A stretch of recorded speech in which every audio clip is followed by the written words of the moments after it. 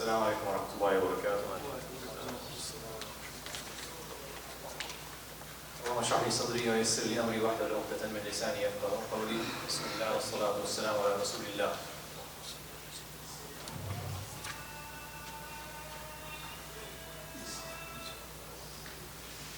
Today I'd like to talk to you about some ayat in the Quran that come at the end of Surah Al-Qasas. In these ayat, Allah subhanahu wa ta'ala introduces us to a character that lived in the time of Musa. His name was Qarun. Now, Qarun was basically, what a lot of the Mufassirun tell us, he's a cousin actually of Musa alayhi salam. And it seems like a contrast between him and Musa, because most of the ayah in the beginning, most of the surah, Surah Al-Qasas, Allah subhanahu wa ta'ala talks about the characteristics and quality of Musa alayhi salam. And then towards the end, he tells us about Qarun, who was a cousin of Musa, and his characteristics seems to be almost the opposite of Musa alayhi salam. Almost Allah telling us what we should be and what we should not be. And he begins the ayat about Qarun with the following. إن قارون كان من قوم موسى فبغى عليهم وآتيناه من الكنوز ما إن مفاتحه لتنوء بالعصبة أولي القوة إذ قال له قومه لا تفرح إن الله لا يحب الفرحين. Allah subhanahu wa ta'ala says that indeed Qarun was from the nation of Musa alayhi salam, and then he rebelled against them. What is this rebellion that Allah is referring to in this ayah is basically that the Banu Israel at the time were put in ghettos, basically concentration camps of sorts. They were all enslaved by Fir'aun. And Qarun was among them, except he was a sellout, as we would call it today. He was hired by Fir'aun as a spy to be among the people.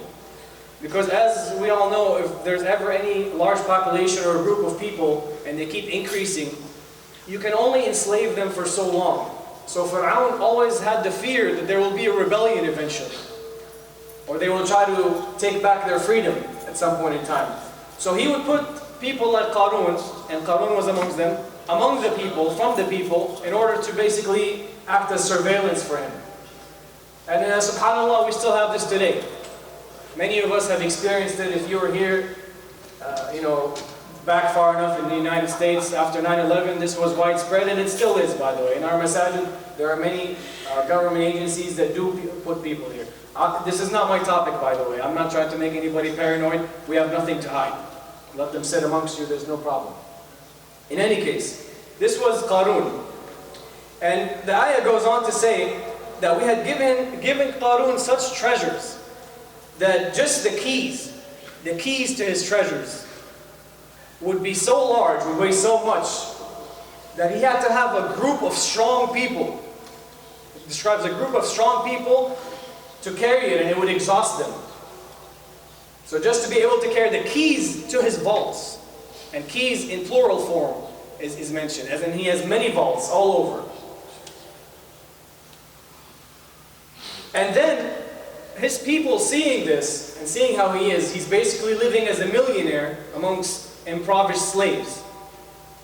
They give him a bit of advice that may seem very, very strange to us if we don't understand it. They say, لا تفرح إن الله لا يحب الفرحين. And the very rough translation of this is, don't be happy, Don't be happy. Allah does not love those who are happy.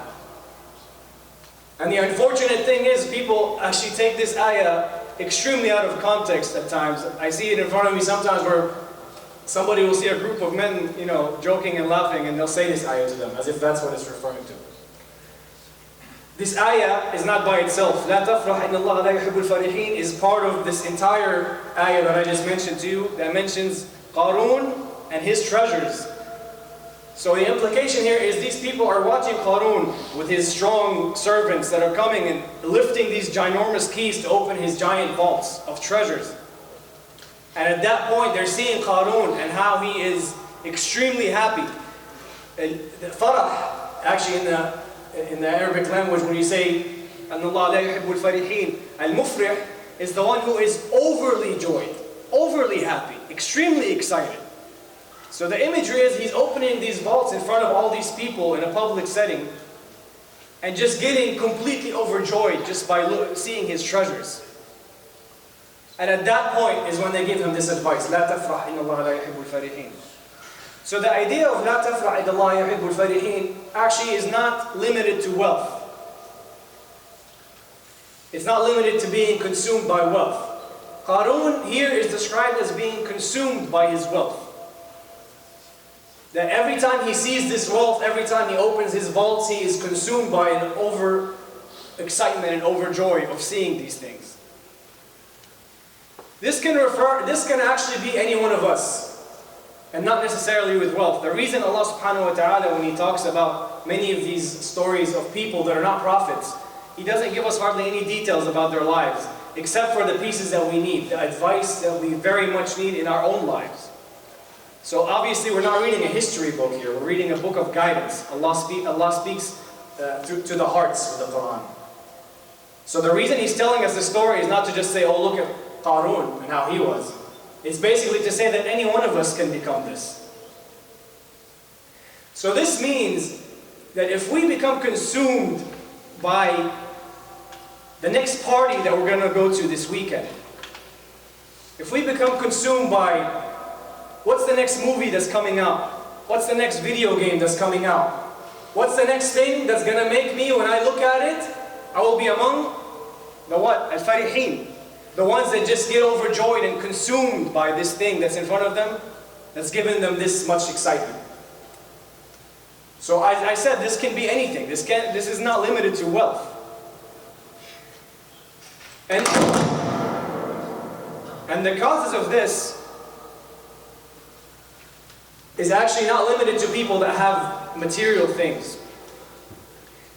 Our youth can fall into this trap.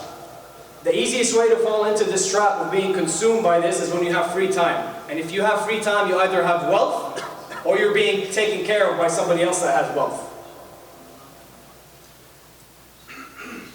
So the same way that a rich person can get consumed by his wealth, or an average middle-class person can be consumed by the next thing in this worldly life that gives him joy, the young man or young woman can also get consumed with these things that give them so much joy because they have free time to do whatever they want. Their parents are, sometimes I see students whose parents are paying their entire tuitions, and they take it for granted and they are consumed by the parties they go to and the gatherings and the sitting around and the lahu, speaking about things that don't matter. And going to hookah bars and cafes. And they are consumed by this, and everything on their tongue, all they talk about is, what are we going to do next weekend? When is the next thing going to happen? When is my next high? And that's what being consumed by this farah is. That is exactly what it's referring to here. So it's not that Allah subhanahu wa ta'ala tells us we're not allowed to be happy. And we can't take this out of context and just say the last part of the ayah, not mentioning the context it was in with Qarun, and say that Allah doesn't want us to be happy.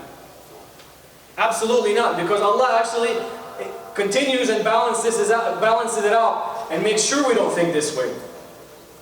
So what is the cure? Allah gives us a problem and He never doesn't give us a cure. Allah gives you a problem in the Quran and always gives you the cure for it. Allah, when He continues, He says, وَابْتَغِي فِيمَا آتَاكَ اللَّهُ الدَّارَ الْآخِرَةَ, and pursue with whatever Allah has given you, your final home. Your final home, referring to your afterlife. What this basically is referring to, and remember, this isn't referring to wealth. وَابْتَغِي فِي مَا أَتَاكَ اللَّهُ, and pursue with whatever Allah has given you. Allah has given each and every one of us skills and talents that other people may not have. So with whatever Allah has granted you, He says, pursue this worldly life, but also your next life. Now, pursuing this life and the next life has some limitations. Meaning, there has to be some rules that you have to follow in order for this to work. The first thing is that whatever income you have has to be halal. You can't pursue the afterlife and the worldly life if everything you're spending is with haram money. And obviously Qarun was not earning his money in a halal way. He was betraying the Muslims because they were the Muslims of that time. He was betraying the Muslims of that time through Fir'aun in order to gain that treasure that he had. So the first thing is halal income. And I don't need to mention to you what halal income means. Avoiding riba, avoiding selling alcohol, avoiding selling all these things, I can go on with the list. Don't fool yourselves with fatwas that make these things halal for you. The other thing is intention, your niyyah. You can be doing anything in this world with the right intention, Allah would consider it worship. You can be sleeping with the right intention before you go to bed, Allah will consider you in worship while you're sleeping. If you are going to bed and you say, I need to get my rest so I can get up for Fajr, I need to get my rest so I have enough strength to be able to take care of my family tomorrow, to please Allah subhanahu wa ta'ala, that means your sleep, Allah subhanahu wa ta'ala will count it for you as an act of worship. If you're a young man going to the gym, if you're going to the gym because you want to look good so you can go to the beach and have some women look at you, you're not going to get any good deeds for that, I'm sure. But if you're going to the gym, you say, because you know what? I want to stay healthy, take care of this amana, this body that's an amana from Allah subhanahu wa ta'ala, so that when I'm 70 years old, I can still do rak'ah. So that I still have the strength to do good deeds well into my old age. So I have the strength to protect other Muslims. That becomes an act of worship for you.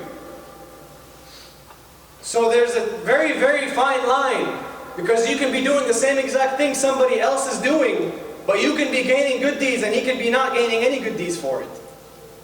And it's all based on what's in your heart. And obviously I don't need to tell you, only Allah knows what's in your heart. And nobody else needs to know, actually. Now obviously this also does refer to your wealth.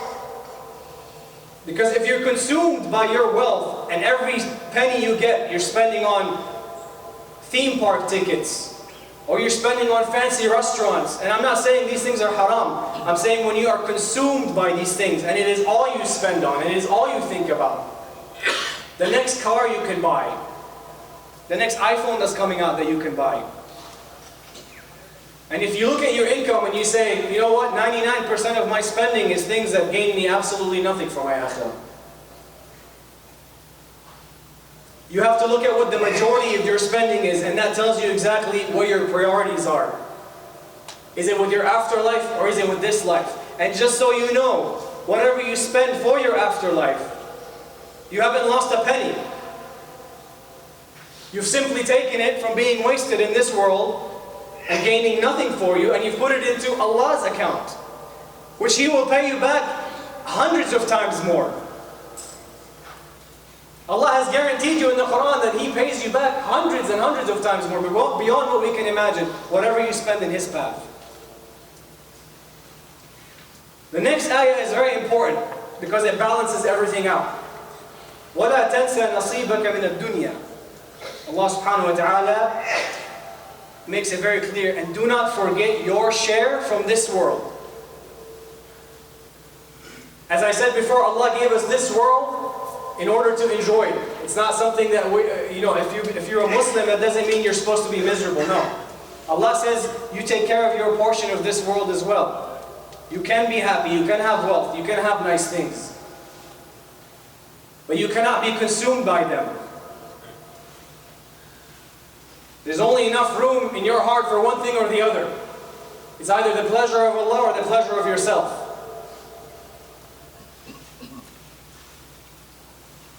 Your share of this world, this is a very, very broad declaration by Allah subhanahu wa ta'ala, because this means many, many things. You're supposed to take care of your health, for example, in this world. That is part of your share of this world. And as I mentioned before, you take care of your health for the right intention, and Allah subhanahu wa ta'ala counts it for you as worship. The intention to worship Allah subhanahu wa ta'ala with a healthy body. The intention to serve the ummah with a healthy body. You're supposed to take care of your emotions, your emotional stability. How you are psychologically. And when this comes hand in hand with all the time, actually how you are psychologically, is people often think that when we are being humiliated in many situations, whether it's a parent to a child, or a child to a parent, or a spouse to their spouse, that we have no right to speak, to gain our rights back.